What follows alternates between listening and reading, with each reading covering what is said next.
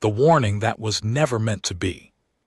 Ignored, the message came at 400 hours ship time. Lieutenant Danny Ockefer was sitting at her communications post aboard the CSS Defiant, sipping cold coffee and watching a star map blink slowly on the screen in front of her. The outer veil was quiet that night. It was always quiet out here on the edge of known space where the stars were spread thin and the dark between them felt heavier than anywhere else. She liked the quiet. It gave her time to think. Then the signal hit. It didn't knock, it didn't request entry, it simply arrived, a massive, dense transmission that lit up every receiving band on her console at the same time. She sat up straight and set down her coffee. In 7 years of service, she had never seen a signal that big come in all at once. It was like someone had thrown open a door the size of a planet. She ran the decode. The translation software chewed on the alien script for about 12 seconds, which was 12 times longer than it usually took. Then the words started coming through, and she read them slowly. Once and then again, she pressed the shipwide intercom. Admiral Voss to the bridge, Admiral Voss to the bridge. Her voice was steady. She was proud of that. Admiral Yara Voss arrived on the bridge 2 minutes later in her duty uniform, her gray hair pulled back, her eyes already sharp and awake. She had the look of someone who had trained herself to be alert the moment her feet hit the floor. No matter the hour, she walked to Ockefer's station, read the transmission on the screen, and said nothing for a moment.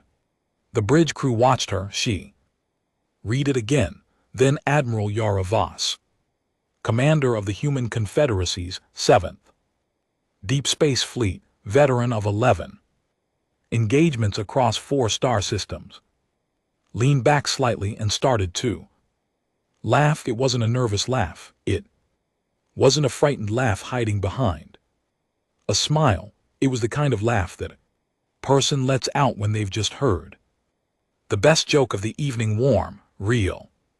From somewhere deep in the chest, she laughed for a good 5 seconds, and when she tried to stop, she read one more line from the transmission and laughed again. Lieutenant Ockefer stared at her. The navigation officer stared. The tactical officer slowly turned in his chair. Then Ockefer read the line that had gotten the Admiral the second time. She didn't mean to laugh.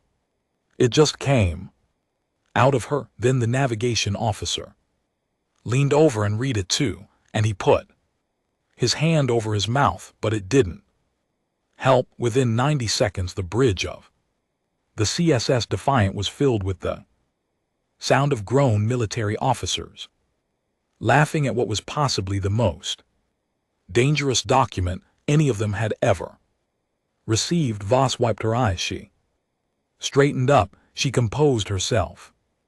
Patch it through to the fleet, she said. All ships, let everyone read it. Transmission was from the Dominion of the Galactic Empire. This was not a small thing. The Galactic Empire was not a small thing. It was the largest governing body in the known galaxy, a coalition of over 60 dominant species controlling more than 400 star systems across 3 galaxies. It had existed for over 2,000 years. In that time, it had absorbed, conquered, or destroyed every civilization that had stood in its way. Some of those civilizations had been old and proud and powerful. None of them had survived the experience of receiving a formal imperial warning. The warning itself was a ceremony. It had rules. It had a format that had not changed in 800 years. It began with the full title of the Galactic Emperor, which took 4 sentences on its own. Then it listed the titles of the fleet commander issuing the warning. Then it described in careful and specific detail every civilization that had previously received a warning and what had happened to them afterward. The list was long, the outcomes were not varied. Then came the demands stated plainly.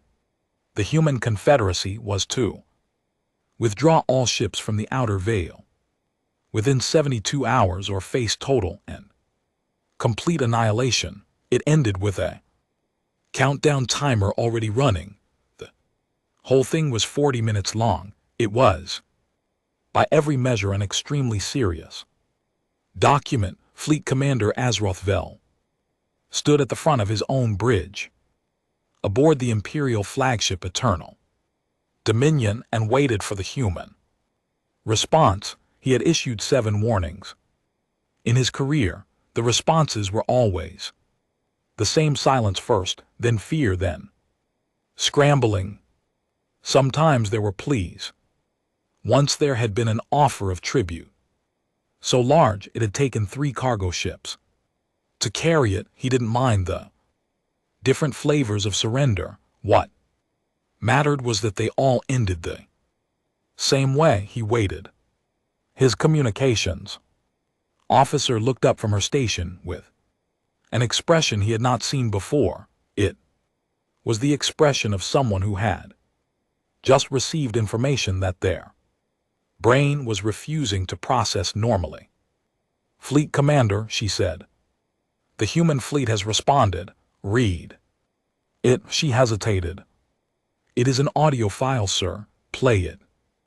The audio file played on the bridge of the Eternal Dominion in front of 40 Imperial officers and crew.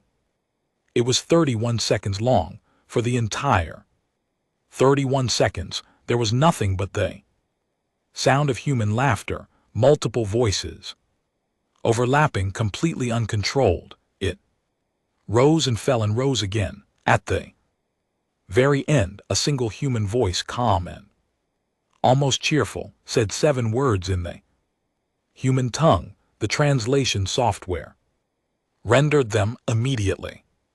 "We'll need a minute." Voss out. Silence. Vel stood very still. He looked at the speaker panel on the wall as if it had said something personally offensive to him. Nobody on the bridge spoke. Nobody breathed loudly. "Play it again," he said quietly. They played it again. It was not better the second time. Back aboard the CSS Defiant, the laughter had spread well beyond the bridge. Voss had patched the transmission through to every ship in the fleet, all 40 of them. And the reaction had been the same across the board: mess halls, engine rooms, quarters, maintenance bays. 40 ships full of human beings reading an 800-year-old formal declaration of doom and finding it somehow extremely funny. Voss stood at the main viewport and looked out at the stars of the outer veil. They burned cold and distant and beautiful. Behind her she could still hear the tail end of the laughter dying down to grins and shaking heads. HFY approached. "Admiral, they're going to come." "Yes." Clear's throat. Voss said, "We have 40 ships. They have over 200. "Yes." HFY was quiet for a moment. "Are you scared?" Voss thought about it. Honestly thought about it the way she did everything. "A little," she said.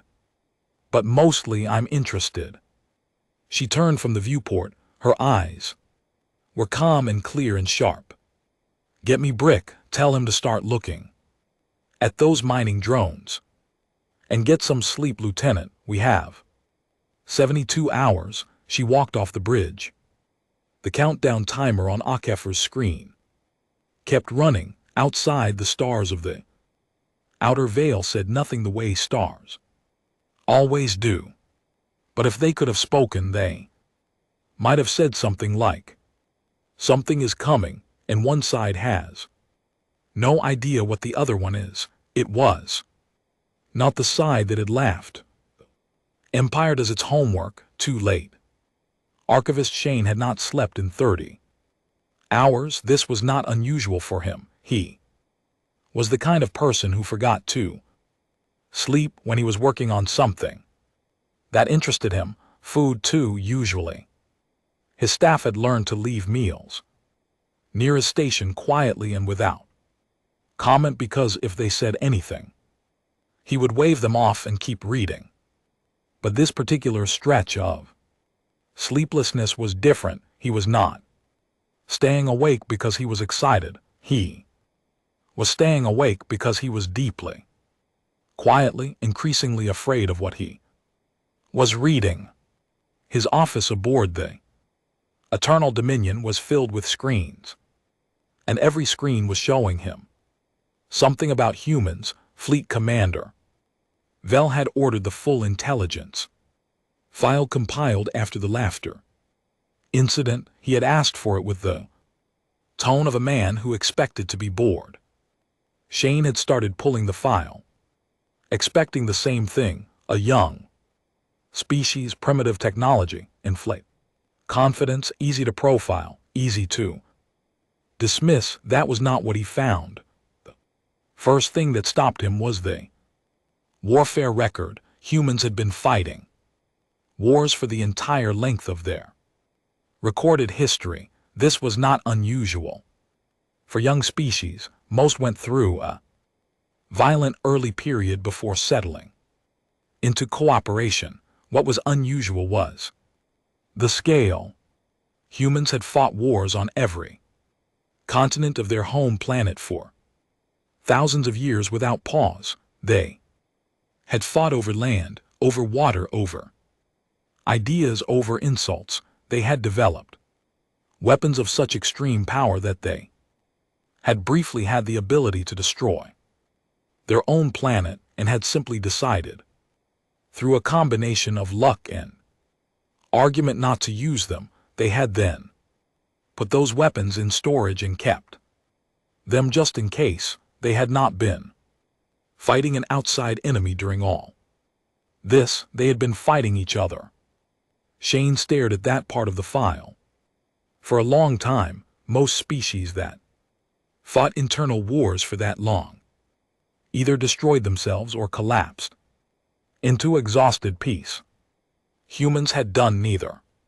They had eventually slowed down the large wars, not because they had run out of anger, but because, and this was the line in the file that made Shan set down his drink, they had run out of interesting opponents. They had looked up, seen the stars, and started moving toward them. The second thing that stopped him was the technology record. Humans should not have had the ships they had by every standard model of technological development. A species that had only recently stopped fighting itself in large numbers should have been at least 300 years away from deep space fleet capability. Humans had gotten there in 60. The reason, as far as Shan could tell from the records, was a combination of things that made him deeply uncomfortable. Humans had found 3 different crashed alien vessels on and near their home system over the course of their early space age. All 3 had been ships from species far more advanced than they were. Normal young species would study such vessels carefully over generations. Humans had reverse engineered the first one in 11 years, the second in 4, and had used parts from the third one to build something new that the original designers would not have recognized. Their engineers, the file noted, had a word for this process. They called it figuring it out. The phrase appeared in military records with a frequency that Shan found alarming. It appeared in battle logs, mission reports, and at least one incident summary where a crew of 12 humans had repaired a critically damaged ship using materials that were technically meant for the kitchen. The ship had flown. The kitchen had not recovered. The third thing was the behavioral record, and this was the one that made him request private meeting with Vel. Shan had cross-referenced every available account of human military behavior in adverse conditions. The pattern was consistent across hundreds of years of their own history and the few external encounters that had been recorded. When humans were outnumbered, they did not retreat according to any predictable model. When they were low on supplies, they did not slow down. They improvised, and the improvisation was often more effective than the original plan. When they were losing, something happened to them that happened to very few other species in the known galaxy. They got angrier and more creative. At the same time, in every other species, Shan had studied extreme pressure produced one of two results: fight, response, or collapse. Humans produced a third result that the Imperial behavioral database did not have a clean category for. He had ended up filing it under a temporary label: engage defiance. It wasn't perfect, but it was the closest thing he had. He knocked on Vel's door with the data tablet under his arm and a feeling in his chest that he did not enjoy. Vel listened to the briefing the way a man listens to whether he does not believe will affect him. He sat behind his desk, arms folded, expression flat, while Shan went through the key points carefully and in order: the warfare history, the technology leaps, the behavioral patterns, the espresso machine incident, which Shan included because he felt it illustrated something essential about human engineering philosophy. When Shan finished, Vel was quiet for a moment. Your conclusion, he said. My conclusion, Shan said carefully, is that we should take the response time they've asked for in consider a different approach. Vel looked at him. They are 40 ships. Yes, sir. We are 212. Yes, sir. This species has existed in space for less than a century. That is correct. And you are telling me, Vel said slowly, that you are concerned. I am telling you, Shan said, that I flagged several items in this report that I believe deserve more attention than they have received. The laughter, for instance.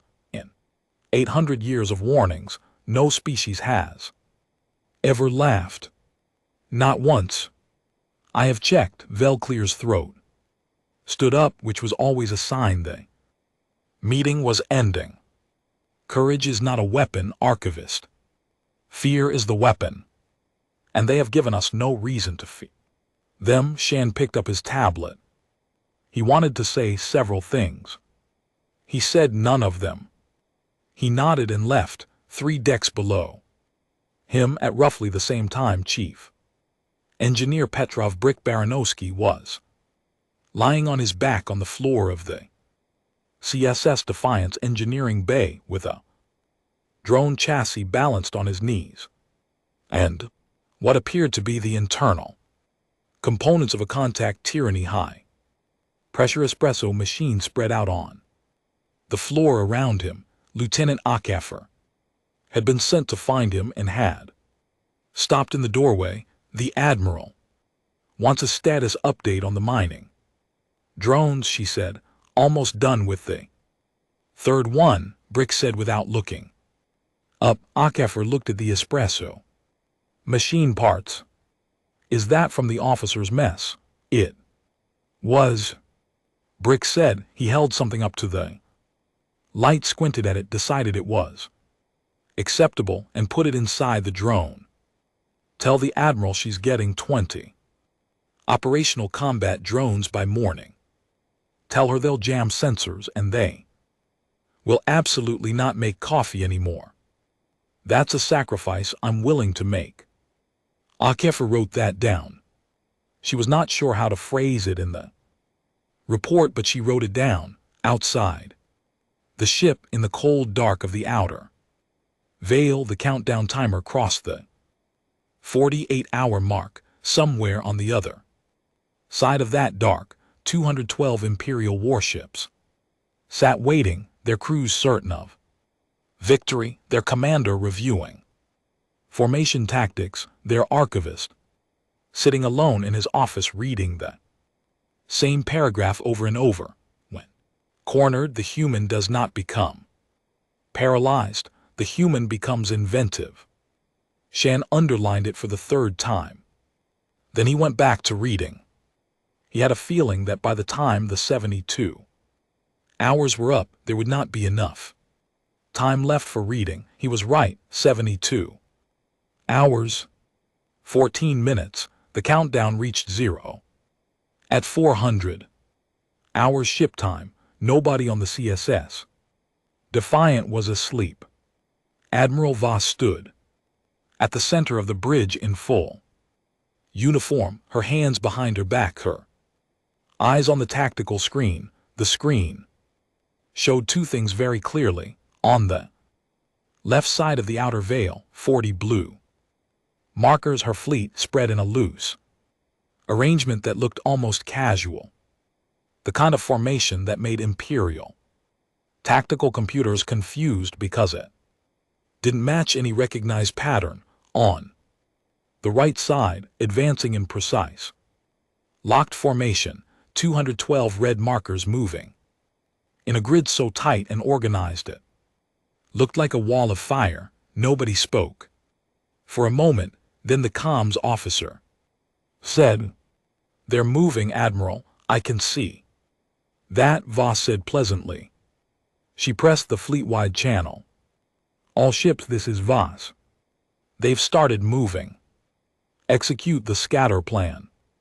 Break into 7 groups, keep your assigned sectors, keep your spacing, and trust your instincts. You all know what to do." She paused. "Try not to blow each other up."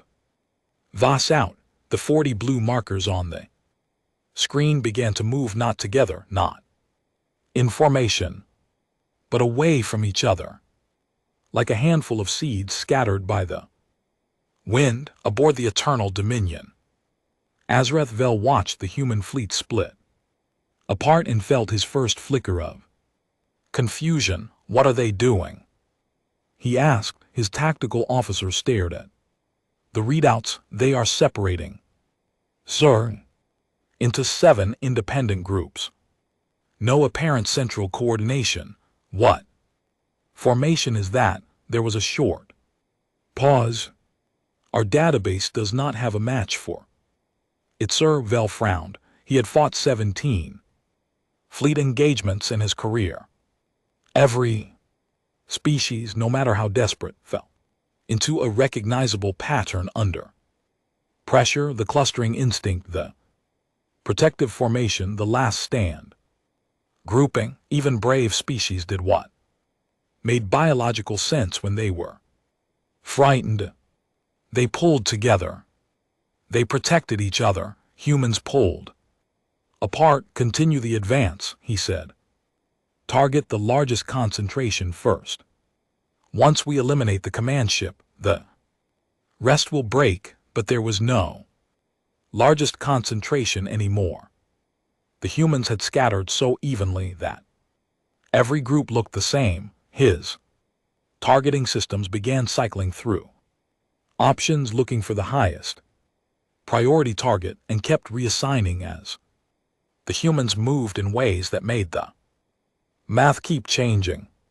The first shot of the battle was fired 14 minutes after the deadline. It missed. Captain Soren Hale was not having the best day of his life, but he was having an interesting one. The CSS Ironclad was the oldest ship in the fleet, a heavy cruiser that had been patched, repaired, upgraded, and patched again so many times that at least 3 different engineers had told Voss, it should be retired. Voss had kept it because Hale commanded.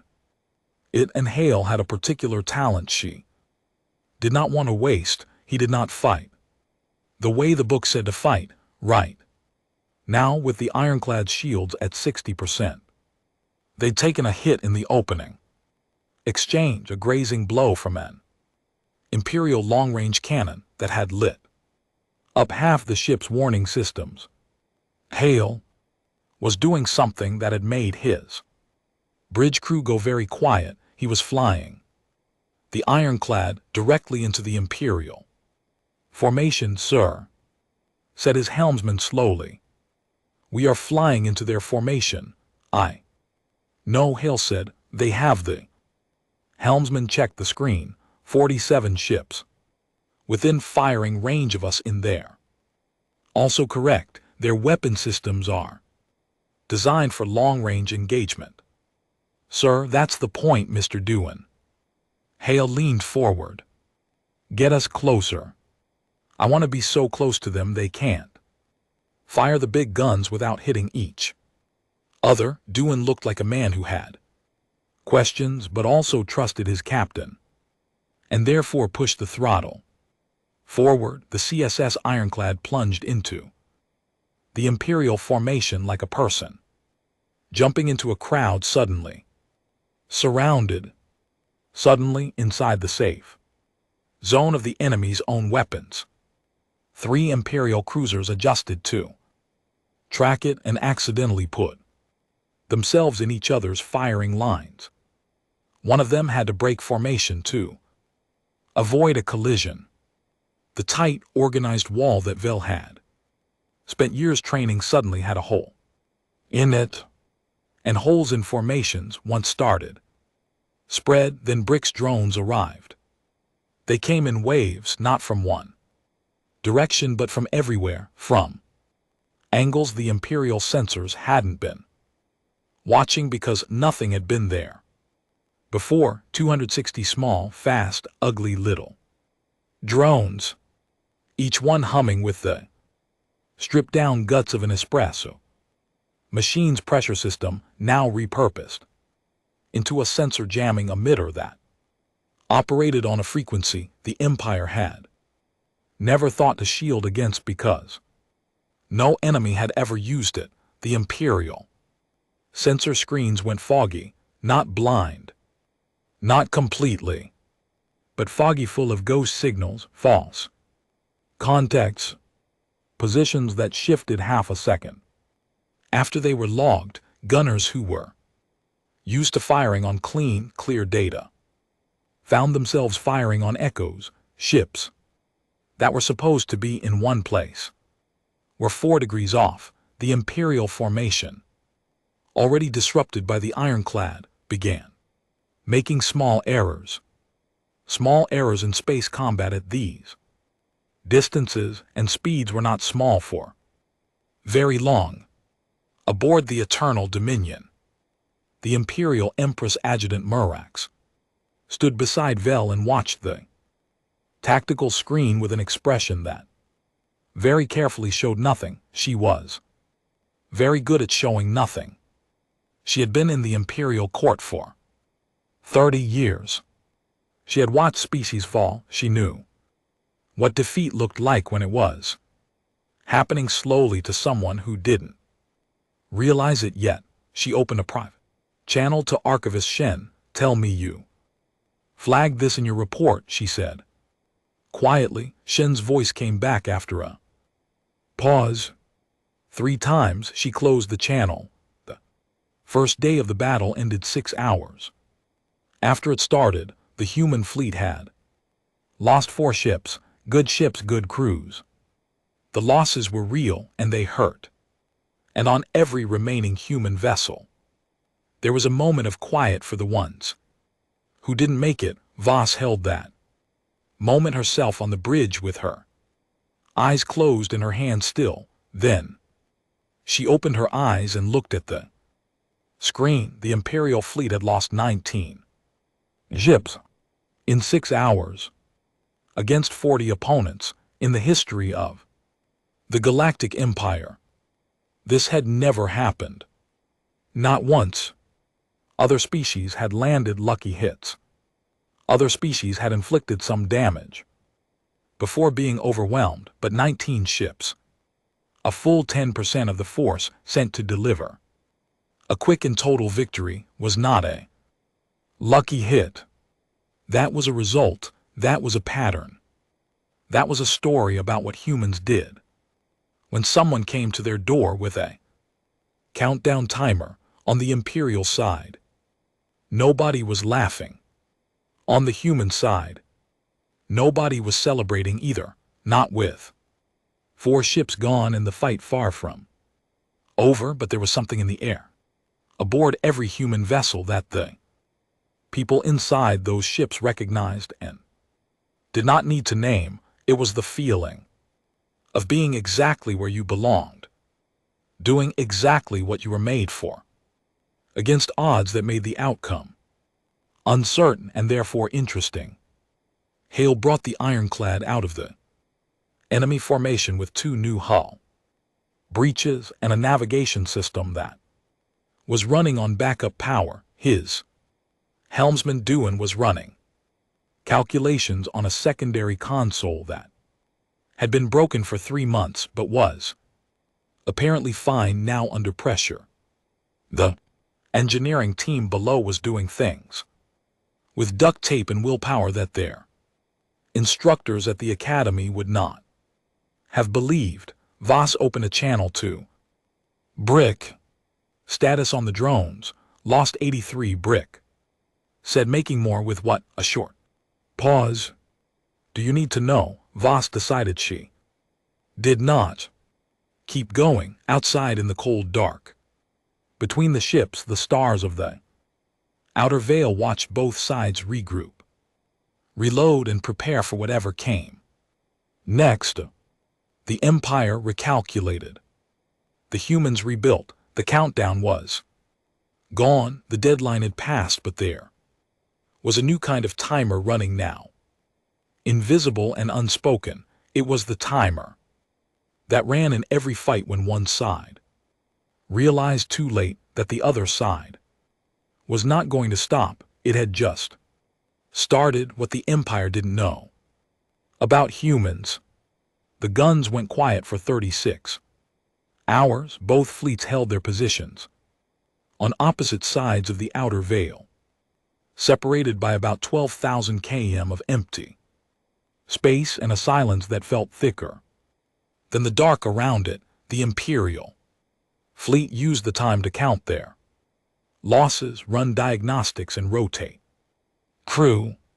The human fleet used the time to patch holes, rebuild drones, and on more than one ship argue loudly about the best way to fix a guidance system using parts that were not meant for guidance systems. It was during this quiet that Fleet Commander Ozrith Vel called Archivist Shen into his command room and, clear's throat, asked him the question he should have asked 3 days ago. They were alone.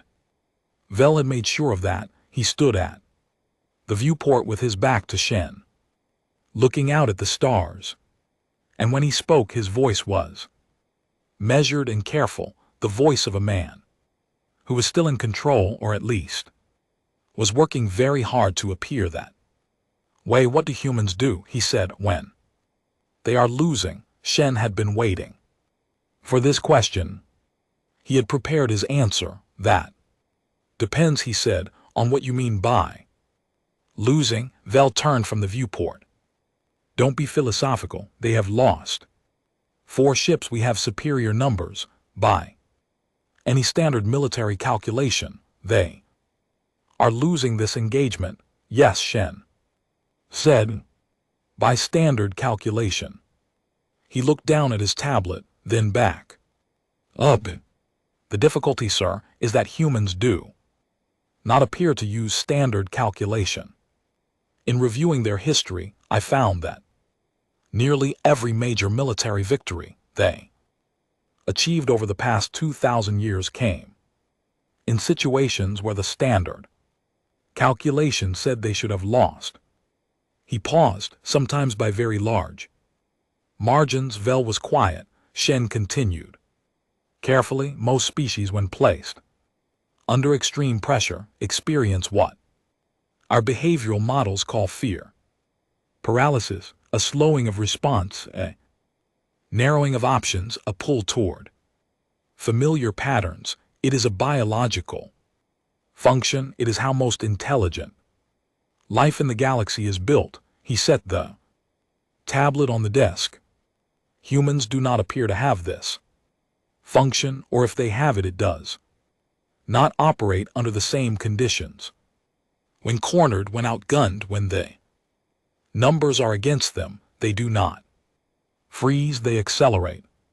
Vel stared at him. They become more creative, Shen said, more willing to try things that should not work, more cooperative with each other, more improvisational, more the word in their own language is determined, but it translates imperfectly. It means something closer to a decision that has been made so deeply it has become part of the body.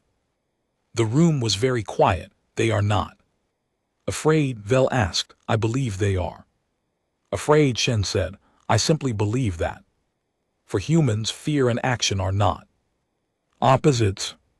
They are the same response. While Vel sat with that, Voss was having a very different kind of meeting. She was in the Defiance private communications bay, and she was talking to three people she had never met in person. A Vreth elder named Ashat, a Kal Masson fleet coordinator named Bren, and a Denari captain who had given only a call number and no name, which Voss respected and did not push. Vreth, the Kal Masson, and the Denari were not powerful species. They were small in population, in military strength, in the kind of presence that the Galactic Empire tracked and worried about. They had been living under the Empire's reach for decades, not as equals, not as partners, but as species that had learned to keep their heads down and their ships close to home. Voss had sent them each a message during the 36-hour pause. Simple, direct, no promises, no grand speeches, just an offer, stated plainly.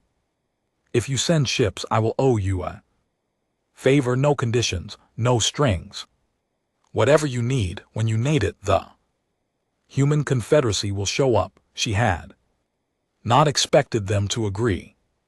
She had sent the message anyway. All three of them had agreed. Asha, the Vreth elder, explained why in a single sentence during their call.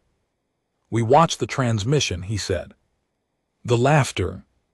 We have lived near the Empire for 60 years. We have never heard anyone laugh at them. He paused. It reminded us of something we had forgotten. What? Voss asked. That it is possible. She did not have a response to that. She just nodded, and the call ended, and she sat alone in the communications bay for a moment before she stood up, because that single sentence had landed somewhere in her chest, and she needed a moment to let it settle. The Vreth sent 6 ships, old ones patched and slow but armed. The Kalmasson sent 9 faster, better equipped, crewed by people who had not fired their weapons in years but handled them with the careful respect of those who remembered how. The Denari captain arrived alone in a ship that was frankly alarming, heavily modified, covered in external attachments that might have been weapons or might have been something else entirely, and crewed by 14 individuals who communicated exclusively through hand signals and seemed extremely comfortable with the idea of a fight. The human fleet, which had been 40 ships, was now 61. Voss introduced the new arrivals to her captains over a fleet-wide channel. She kept it simple. She said, "These are our allies. They are here. because they chose to be here, which means they are the best kind. Treat them right. Share your coordinates. And if any of them need engineering support, send them to Brick. There was a pause, and then Brick's voice came over the channel. Tell them I'm almost out of espresso machine parts, so they'd better have something interesting on board. The Denari captain, still nameless, still communicating through the interpreter, sent back a list of ship components that made Brick go quiet for almost 8 seconds, which was the longest he had been quiet since the battle started. Tell them yes, he said finally. Tell them absolutely yes. On the Imperial side, Vel had made his decision. He called in his reserve force, an additional 200 ships that had been positioned at the edge of the Veil, held back as a finishing force for what was supposed to be a short and simple engagement. They were the largest gathering of Imperial warships in this region in a century. Their arrival on the tactical screen, when HFY reported it to Voss, changed the numbers significantly. 400 ships total against 61. Voss looked at the screen for a long moment. Huh, she said. That was all. Just huh. Like someone had shown her an interesting weather pattern. She stood there studying the screen, and nobody around her said anything, because they had all been with her long enough to know that this was what her thinking face looked like. Calm, quiet, working through it the same way she worked through everything from the inside out. Then she turned to HFY. Get me the broadcast frequency, she said. Not fleet channel, broadband. Everything, civilian, military, all of it. Every frequency that Imperial ships and Imperial home systems receive. HFY looked up slowly. Admiral, that would reach everyone. Home worlds, civilian populations. Yes, Voss said, we'd be broadcasting directly to the Empire's own people. Yes, HFY stared at her for a moment. Then she turned back to her console and started pulling up the frequencies.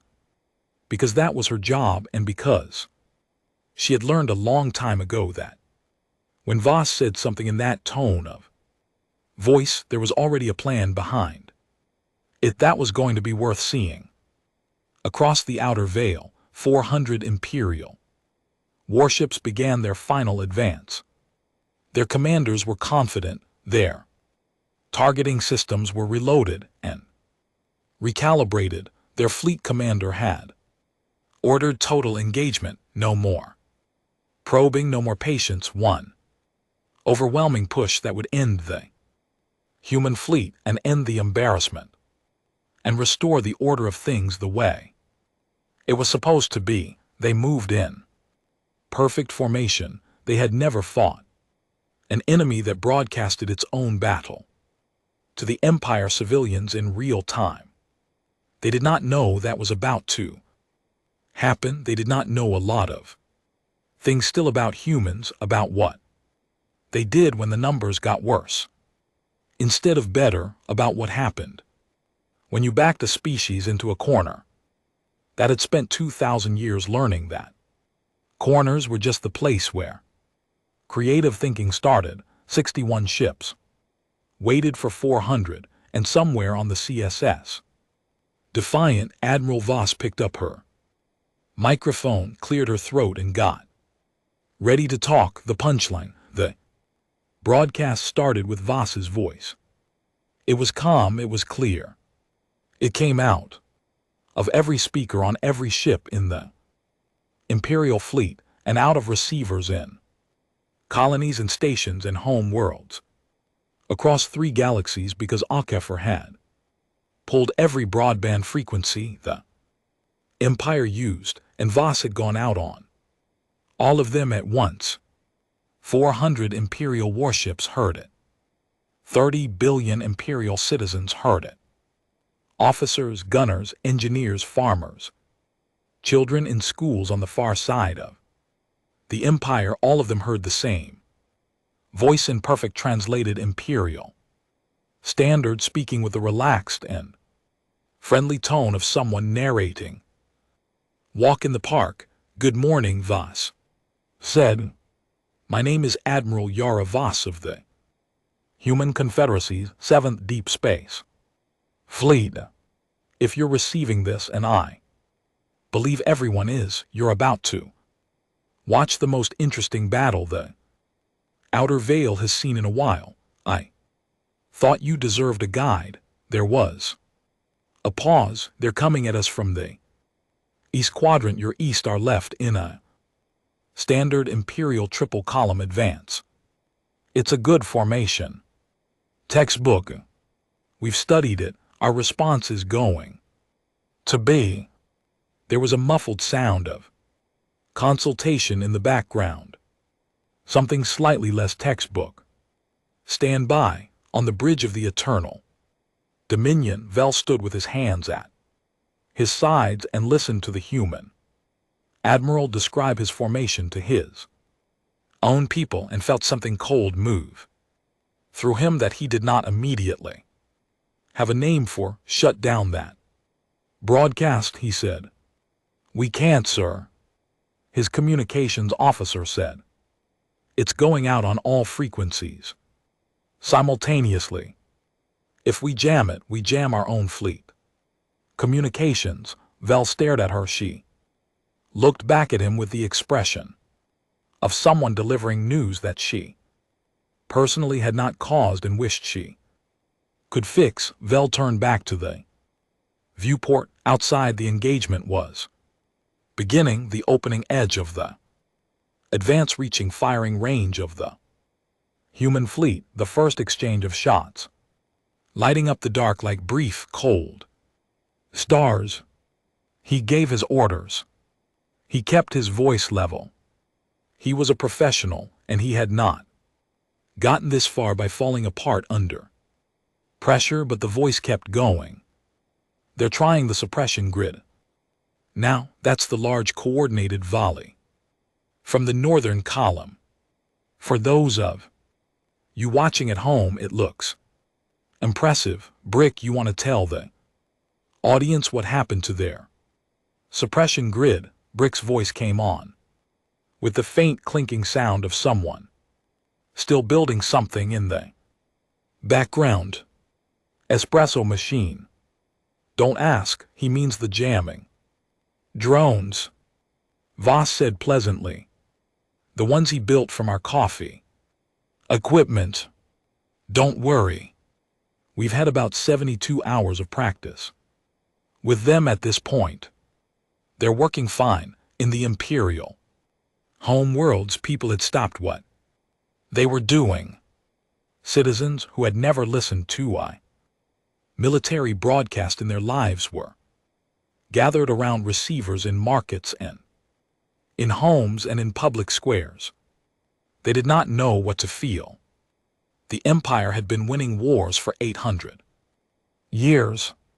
The idea that an enemy could be out there broadcasting calm enough to explain what was happening as it happened, it didn't fit into the shape of any story they'd been told about how these things worked. The story they'd been told was the Empire advances, the enemy collapses, the Empire wins.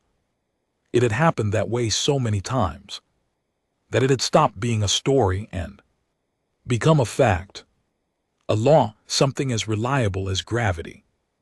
The broadcast was not following that story. The battle itself was enormous. 400 Imperial ships pressed the attack in full formation, organized and powerful, and certain of the result against them. 61 ships and several hundred rebuilt. Drones moved in the same scattered, independent, frustratingly unpredictable pattern they had used since the first engagement. Each group operating on its own instincts, coordinating loosely but never so predictably that the Imperial targeting AI could anticipate them. The Wraith ships were slow, but they were durable, and they had been positioned as a hard wall in the southern approach, barrier that absorbed fire and gave back fire and refused to break even when 3 Imperial cruisers focused on them. For 20 straight minutes, the calm as in ships moved fast and quiet, using the drone fog the way hunters use long grass, sliding through the confusion and appearing where they weren't expected, firing once, moving before the counter could arrive. The Denari captain, still nameless, still signing off with a call number, did things with their heavily modified ship that nobody, human or alien, fully understood or could explain. They appeared on the tactical screens in places they should not have been able to reach. They fired on angles that should not have been possible. 3 Imperial escort ships that engaged them directly simply stopped transmitting, and when the engagement moved past that sector, there was nothing left where they had been except debris and a long silence. Brick did not need to be asked for updates. He sent them unprompted every 20 minutes, a running count of drones lost and drones rebuilt, and strain engineering decisions he'd made, and the component he was most worried about, and the component he was least worried about. It was not useful intelligence. It was the kind of thing you said when you were in the middle of something hard and you wanted someone to know you were still there. Voss read every update and responded to each one with a single word: good. Good, but the broadcast was the thing that broke the battle, not the drones, not the scattered formation, not the Allied ships or the ironclads, close-range chaos tactic, or any of the specific military decisions that Voss and her captains made over the long hours of the engagement. All of those things mattered, but the broadcast was the moment when something changed in a way that weapons could not have changed it, because in the Imperial home worlds people were watching. They were watching a species they had been told was primitive and frightened. They were watching 40, now 60 ships face down, 400 of their own fleet's finest, and not run, and they were listening to the enemy's commander explain it to them, while it was happening calmly, even cheerfully, as though the whole thing were interesting rather than terrifying, as though the threat of total destruction were just the context for a problem worth solving. The myth of Imperial invincibility was not broken by a lost ship or even 19 ships or the early numbers of the second engagement. It was broken by the voice, by the simple, impossible fact of an enemy who was not afraid enough to be silent. In a high school somewhere in the Imperial core worlds, a student asked their teacher, "Why is she not afraid?" The teacher did not have an answer. The formation fractured at the 7th hour, not all at once. It started at the edges where the pressure of the drone interference and the unpredictable human movement had been grinding longest, wearing down the precise coordination that Imperial fleet tactics required. One cruiser broke from its column to avoid a collision that shouldn't have happened in good sensor condition, but did because the sensors were unreliable. Another followed. A gap opened in the northern column, and through it 2 Column-Ascent ships moved like water through a crack in stone. Vel watched the screen and saw what was coming before it fully arrived. He had spent his career reading battles.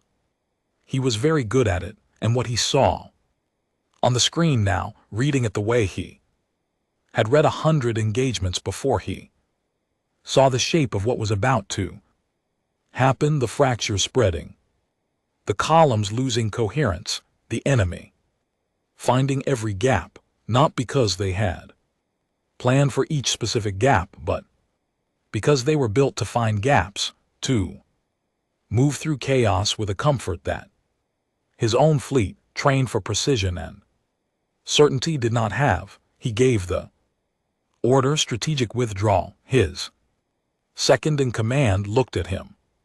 "Sir, withdrawal," he said again. "Flat final. All ships. Orderly." Now, it was the first time the Galactic Empire had ordered a withdrawal in 219 years. The fleet pulled back in silence.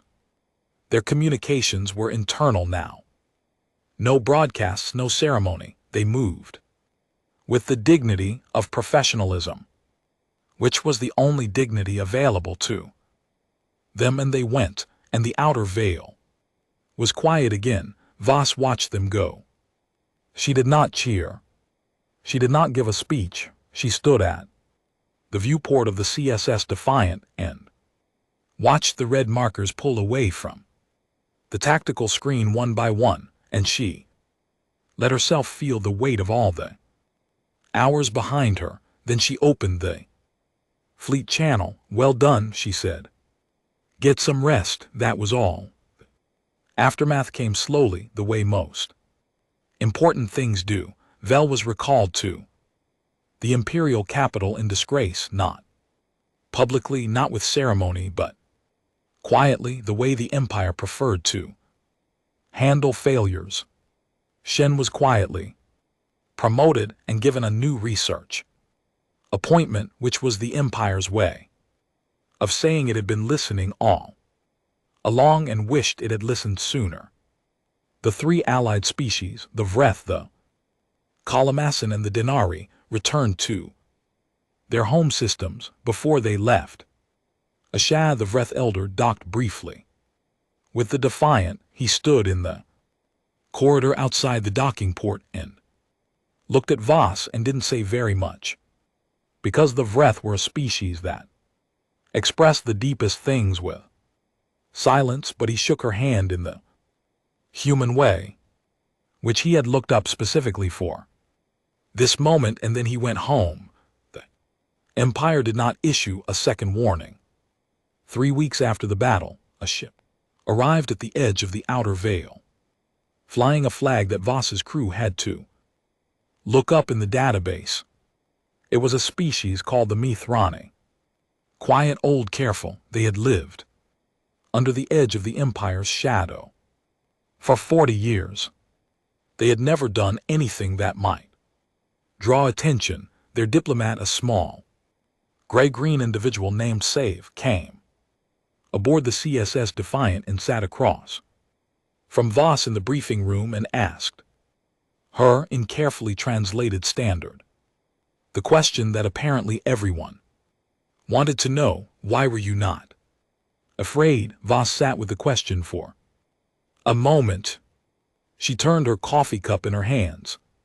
She thought about the bridge and the laughter and 72 hours of waiting, and Brick and his drones and hail flying the ironclad into 400 enemy ships, and the Vreth elder shaking her hand. "We were afraid," she said. Save waited. Voss looked up, and there was something in her eyes that was hard to name. Not pride exactly, not satisfaction exactly, something quieter than both. "We just thought it was funny." Save stared at her for a long moment. Then they opened their diplomatic case and took out a formal letter of request, which asked in careful and official language whether the Human Confederacy would be willing to discuss a mutual assistance agreement with the Mithrani people. Voss took the letter, read it, set it down, and said yes. Outside the CSS Defiant, the stars of the outer veil burned steady and cold and beautiful, the same as they always had, but Something had changed in the space between them. Something that didn't show up on any sensor or any screen. Something that moved slower than ships and quieter than signals. It was the thing that travels through a galaxy.